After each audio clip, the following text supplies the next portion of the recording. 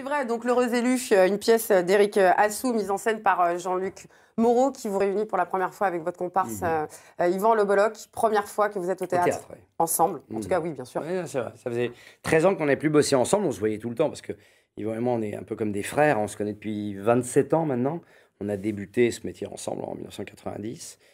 On a fait plein de choses et on avait fait du théâtre chacun de notre côté. Moi, beaucoup, lui un petit peu moins, mais il était beaucoup sur scène parce que Yvan, il a un groupe qui s'appelle Ma guitare s'appelle Revient, qui est très actif d'ailleurs dans la région Loire-Atlantique et Bretagne, évidemment, avec le Brace Tour. Parce qu'il est, voilà, c'est vraiment sa vraie passion, c'est cette musique, la rumba gitane. Mais donc, on avait fait de la scène ensemble, justement, dans le cadre de la musique, parce qu'à une époque, on avait monté un spectacle qui s'appelait Le Combat Musical, où son groupe de rumba gitane affrontait mon groupe de rock'n'roll. Moi, j'étais batteur dans mon groupe. Et arbitré par Tom Novembre. Et c'était une battle avec des sketchs, c'était très scénarisé, où j'intervenais pendant qu'il jouait. Il intervenait pendant mon set musical aussi.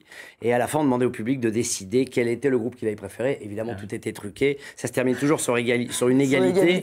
Et cette égalité suscitait beaucoup d'animosité dans nos deux groupes. Et ça se finissait en bagarre générale avec le public et tout. C'était très, très drôle.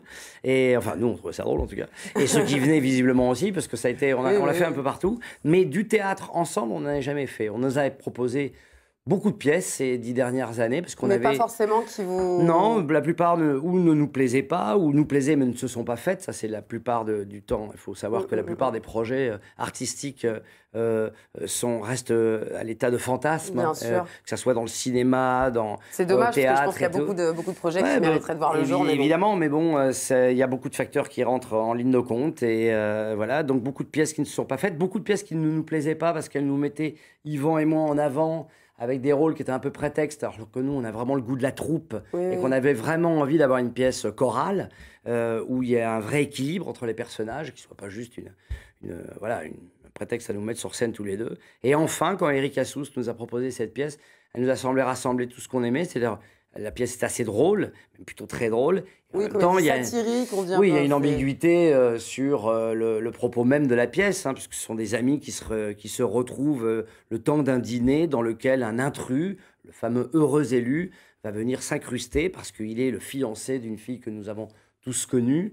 Et il est radicalement opposé et différent de nos options, de nos valeurs, de ce que nous croyons être notre générosité, mais confronté à sa monstruosité, à son radicalisme, nous allons nous révéler pas sous notre meilleur jour. On n'est pas tout à fait capable d'argumenter, on n'est pas tout à fait capable de le contrer, de le contrarier, parce qu'on est tous motivés par des choses qui nous empêchent de dire véritablement ce qu'on pense de lui. L'un par la jalousie, l'autre par la lâcheté, voilà. Donc la pièce est maligne parce qu'elle joue là-dessus, elle joue sur un petit malaise qui est quelque chose qui est toujours très intéressant à jouer au théâtre, tout autant que le rire. Le malaise que procure à un moment très précis, le switch qui se passe dans la pièce, est toujours un moment assez jouissif, nous, quand on est sur scène, d'entendre le public, ou plutôt de ne plus l'entendre. Il y a un malaise. Et ça crée quelque chose qui amène le public à regarder la pièce différemment. Voilà. L'heureux élu que je vous propose de découvrir en images, bien sûr, il faudra aller voir la pièce, Nancy. Voici la bande-annonce. Décès. Ah, mais tu vas voir que ça va lui faire un choc. Charline se marie bientôt, elle vient dîner ce soir avec son fiancé. Salope. Jeff. Non, Joseph. Jeff, c'est pour les intimes. Vous verrez, c'est quelqu'un de... Il est un peu... différent. Bah, il est con, alors. Voilà, il est con, c'est le mot que tu cherchais. Parce que con, au-delà d'un certain seuil, on est différent, hein. Très, très con, c'est ça? C'est pas le genre de rencontre qu'on oublie facilement. T'as vu comment il me regarde? Il me sourit. Noël, excusez-moi, pardon. Tu dis que tu l'as touché au ventre. Le Chicano? Ouais, pourquoi? Bah parce que le ventre, c'est vaste. Quelle partie du ventre? Le foie, l'estomac, le côlon? Non mais s'il n'a pas touché d'organe vital. Non mais le ventre c'est vital, Mélanie, hein. Tu peux pas vivre si t'as pas de ventre. Hein.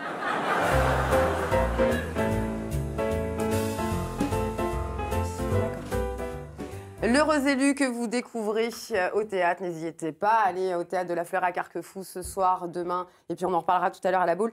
Bruno, ça fait 10 ans que vous jouez au théâtre, tout le monde ne le sait pas forcément. Moi, ce que j'aimerais savoir, c'est la pièce qui vous a mis le plus en difficulté.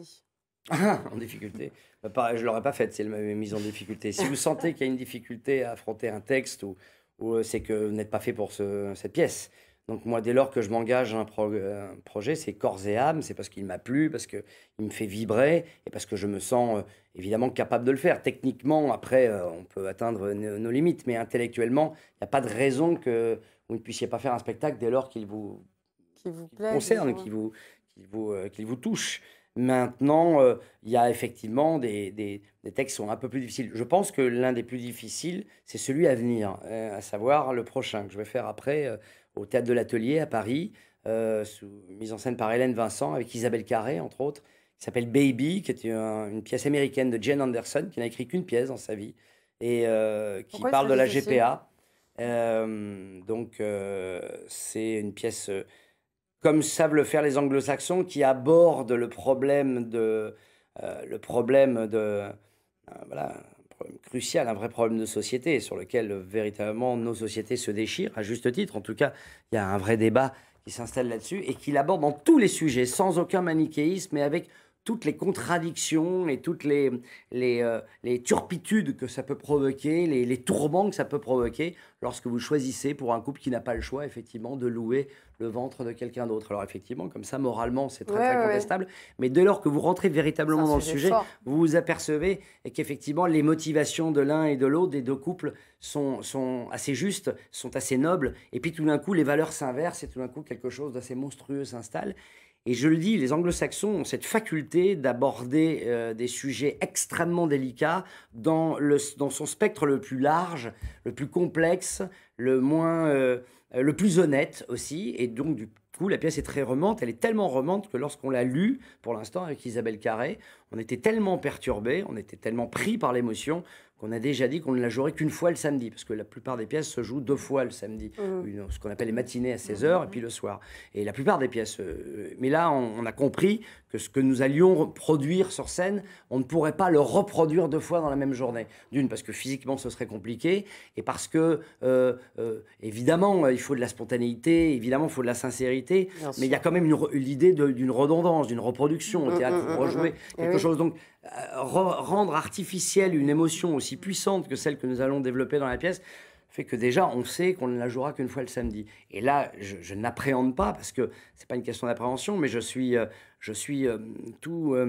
très vigilant, tous mes sens sont en éveil. J'apprends déjà en ce moment la pièce, parce que je la joue à partir du 18 janvier, alors j'arrête la tournée le 16 janvier, donc je monte sur scène 2 jours après. Donc je suis assez impatient de la jouer, et je sais qu'elle va beaucoup me remuer. Et j'en ai fait mais c'est pas nécessairement, d'ailleurs, les pièces les plus difficiles sont pas nécessairement les pièces dramatiques. Moi, j'ai plutôt fait les pièces dramatiques, mais la comédie demande, pour le coup, alors là, de reproduire artificiellement une émotion qui n'existe jamais, à savoir être un zébulon, faire rire sans cesse, etc. Jamais dans la vie, tiens, regardez, là, vous voyez, dès qu'on parle d'humour, on est sinistre. Et quand dans la vie, vous êtes toujours en train de réfléchir à vos actions, vous êtes un peu soucieux, vous posez des questions sur votre quotidien, et l'avenir immédiat. Et au théâtre, il faut reproduire ça de manière artificielle tout le temps, et surtout dans la comédie. Ça, c'est compliqué. Est-ce que c'est le rôle du comédien de théâtre de faire bouger les lignes ? En tout cas, c'est le rôle des auteurs de théâtre de faire bouger les lignes, et à nous d'être les... Vous êtes force de proposition aussi. Voilà, mais évidemment, nous devons rendre au mieux l'émotion que veut faire passer l'auteur. Et pour ça, on a beaucoup d'aide. On a évidemment le texte, on a ensuite la vision du metteur en scène, homme ou femme, et après le partage avec les partenaires qui, évidemment, eux aussi proposent des options auxquelles on n'avait pas nécessairement pensé. Notre simple devoir, c'est de transmettre l'émotion, évidemment, mais avec la plus grande sincérité possible. Et c'est vrai qu'au théâtre, l'émotion, elle est directe, beaucoup plus qu'au cinéma, où là, effectivement, le projet est de faire ce pourquoi le réalisateur nous a engagés. C'est un contrat d'une grande honnêteté et il faut être encore plus altruiste au cinéma. Parce qu'au cinéma, il y a un moment, il faut accepter que finalement, le film ne va pas ressembler à l'idée que vous en faites. Tandis qu'au théâtre, oui, là, il y a quelque chose d'immédiat que vous proposez. Bruno, en préparant l'émission, j'ai découvert que vous étiez un féru d'art pictural. Ouais.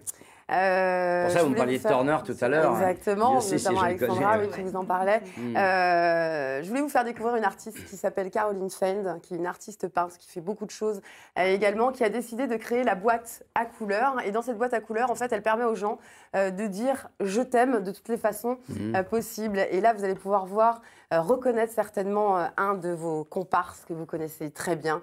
Il va arriver, donc vous voyez, c'est un art pictural. Elle a vraiment, c'est un C'est univers. elle qui fait tous les tableaux, elle demande aux gens de venir voilà. dans le... Alexandre Pell qui est venu dire je t'aime aussi dans la boîte à couleurs, Zinedine Soalem qui est également aussi son compagnon. Et voilà, c'est une artiste, Tristan Bannon, qu'on voit également à l'image, une artiste peintre. Racontez-moi un petit peu votre, comment est venu cet amour de la peinture?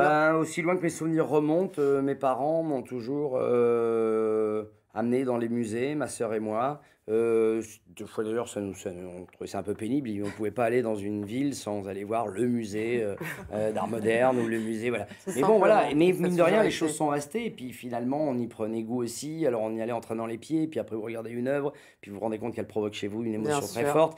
Et puis voilà, aujourd'hui, je le fais la même chose avec mes enfants. et puis oui, de moins en moins. De moins en moins. Mais et puis parce que plus grande émotion que j'ai eue de ma vie, c'est quand je suis allé à New York la première fois en 77 avec mon papa. À l'époque, mon grand-père, il avait fait la guerre d'Espagne, du côté des anarchistes, évidemment, contre les franquistes. Et il y avait Guernica à New York, parce que Picasso a dit « Tant que je ne serai pas mort, Guernica n'ira pas en Espagne ». Et donc, on est allé voir, c'était même la principale source de motivation du voyage pour mon papa, c'était d'aller voir Guernica au Met, donc musée métropolitain de New York. Et je me souviens qu'il était en haut d'une longue série de marches comme ça, et qu'on est arrivé devant ce tableau. Mon père est resté 15 minutes devant, totalement bouleversé, me tenant la main, me la broyant même quasiment. Alors, moi, effectivement, les 5 premières minutes, j'étais très bouleversé. Après les 10 suivantes, j'ai attendu que ça passe, et puis qu'on aille voir autre chose quand même. Mais voilà, je me souviens, j'ai compris à quel point un tableau, une sculpture, une œuvre d'art peut créer un bouleversement intérieur, presque une guerre civile intérieure, comme disait Malraux, que je trouve, moi, unique. Et c'est pour ça que j'ai gardé un attachement très fort à la peinture. Bruno Solo, oui, rapidement. Est-ce que vous êtes allé au musée des Arts de Nantes, au musée d'art de Nantes, nouveau musée? Il y a une œuvre magnifique aujourd'hui. Il faut aller voir l'œuvre de Suzanne Finch, qui est cette œuvre. Elle a fait des fils dans le patio sur l'espace, notre rôle, notre place dans l'espace. Mais je crois que j'avais vu son travail déjà au Guggenheim de Bilbao. Tout à fait. Ouais. Et j'avais l'intention d'y aller le regarder parce que hier, je courais, je faisais mon petit jogging matinal et je suis passé devant le musée. Et je me suis promis d'y aller aujourd'hui avec mes partenaires. Voilà. Oui, puis nous, on ira vous voir avec Alexandra. Au musée ou au théâtre? Au théâtre. Ah bon, on peut aussi aller solo ensemble si vous voulez. Rapidement, l'interview, si je vous dis, buvons à nos défauts puisque nos qualités, personne ne les reconnaît. C'est de qui? C'est de personne. C'est très joli, mais je suis tout à fait d'accord avec ça. Vous êtes d'accord avec ça? Bien sûr. Ouais. Être con est un don et faire le con est un art. Oui. Disait Jim Carrey. Ouais, très beau. Le peuple ne connaît pas son véritable pouvoir. Qu'est-ce que vous en pensez de ça? Le peuple ne connaît pas son véritable pouvoir. Oui. Vous savez, il y a un philosophe qui disait une chose très juste sur le peuple. Il dit « Méprisez le peuple, bientôt il sera méprisable. Estimez-le et il s'élèvera. » Et effectivement, à partir du peuple, si on lui donne la matière à s'estimer, à s'aimer, effectivement, il est capable de toutes les plus belles choses. Mais si vous le tirez vers le bas, alors là, effectivement, ça devient une foule et c'est beaucoup plus dangereux. Connaissez-vous la véritable utilité d'un petit frère ou d'une petite sœur? Ah oui. Ah bah oui. Oui. Ah, moi, j'ai une petite sœur pour qui... Oui, pourquoi? Je vous laisse découvrir en image. Oui, c'est vrai. Non, enfin, notre intimité n'allait pas jusque-là. J'ai pas souvenir qu'elle m'a amené du papier, mais peut-être, remarque. Il y a des choses qu'on veut effacer, des fois. Oui, c'est ça. Savez-vous quel est le meilleur ami de l'homme? Pour moi, le chat. Non, la mouche, car même quand on est dans la merde, elle reste là. Ah ouais. Et enfin, pour terminer, Mandela, une phrase que j'adore, que j'affectionne particulièrement, c'est en faisant scintiller notre lumière que nous offrons aux autres la possibilité d'en faire autant. Bien sûr.